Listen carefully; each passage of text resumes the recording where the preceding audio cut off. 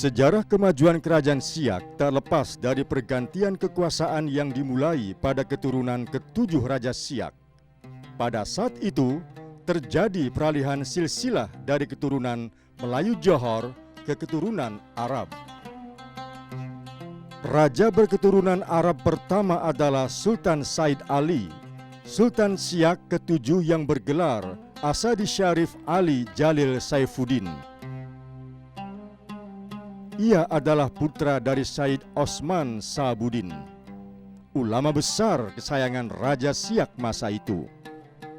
Karena kedekatan hubungan tersebut, Raja Alumuddin memutuskan untuk menikahkan Said Osman Sahabudin dengan putrinya.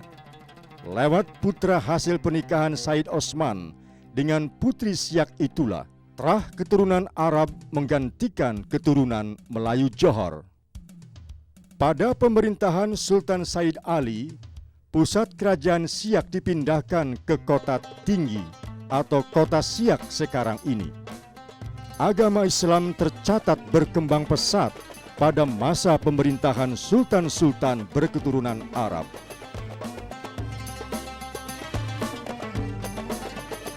Pada masa Sultan ke-11, yaitu Sultan Asayaidis Sarip Hasim Abdul Jalil Saifuddin, dibangunlah istana yang megah terletak di kota Siak.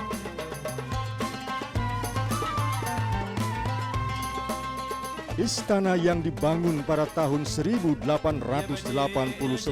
ini diberi nama Istana Asyariyah Hasimiyah.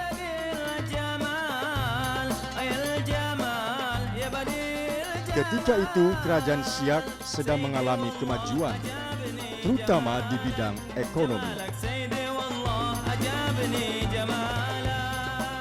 Bahkan Sultan Sarip Hasim sempat melawat ke Eropa, Jerman dan Belanda. Karena itu di dalam istana ini terdapat banyak benda-benda bersejarah yang memiliki kisahnya sendiri-sendiri.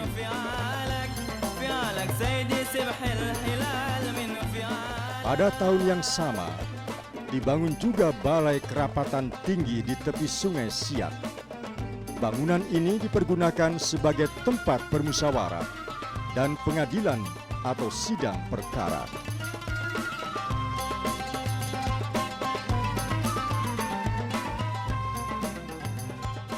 Di antara sekian banyak lawatan, Sultan Sarip Hasim tampak begitu terkesan dengan kerajaan-kerajaan di Eropa. Pengaruh Eropa akhirnya muncul di arsitektur istana miliknya. Dan mahkota yang dikenakan sebelum pemerintahannya, Sultan-Sultan Siak tidak pernah memakai mahkota. Karena itu, saat Sultan Siak ke-11 mangkat tahun 1908,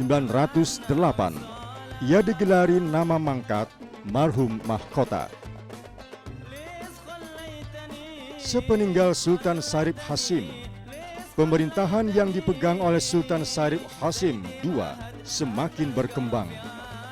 Sultan Sarip Hasim dikenal dengan pengetahuan agamanya yang tinggi dan peduli terhadap perkembangan Islam. Pada tahun 1926,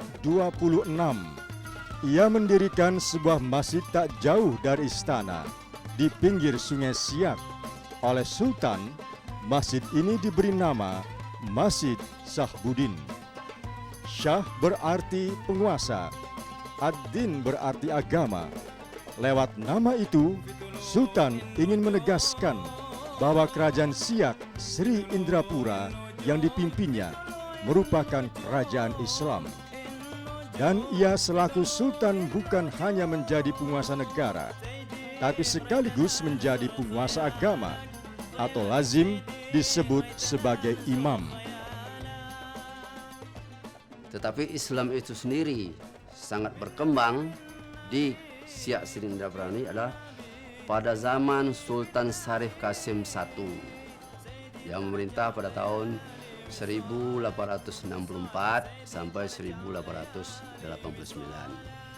Salah satu usaha beliau adalah beliau mendirikan masjid yang sekarang kita lihat berdiri megah di kota Siak Sri Indrapura ini, yaitu dinamakan Masjid Sahabudin.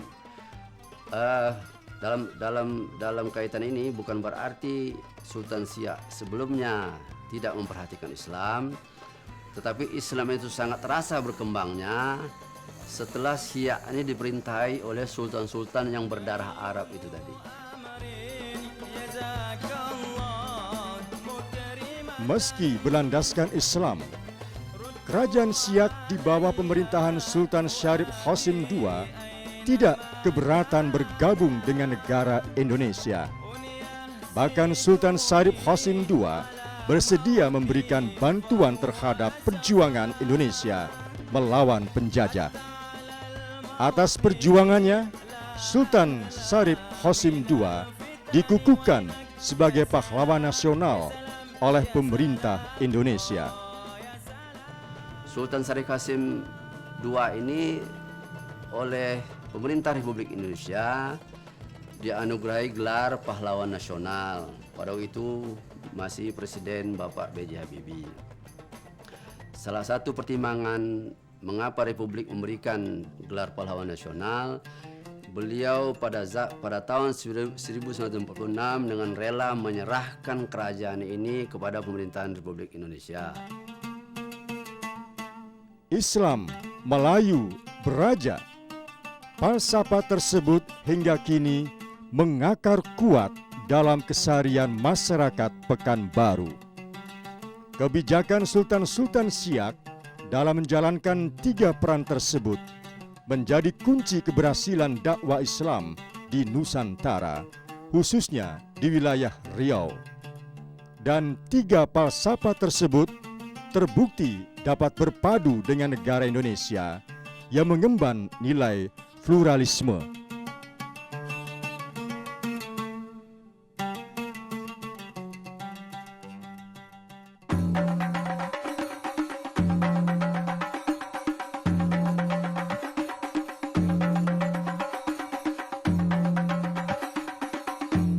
Allahumma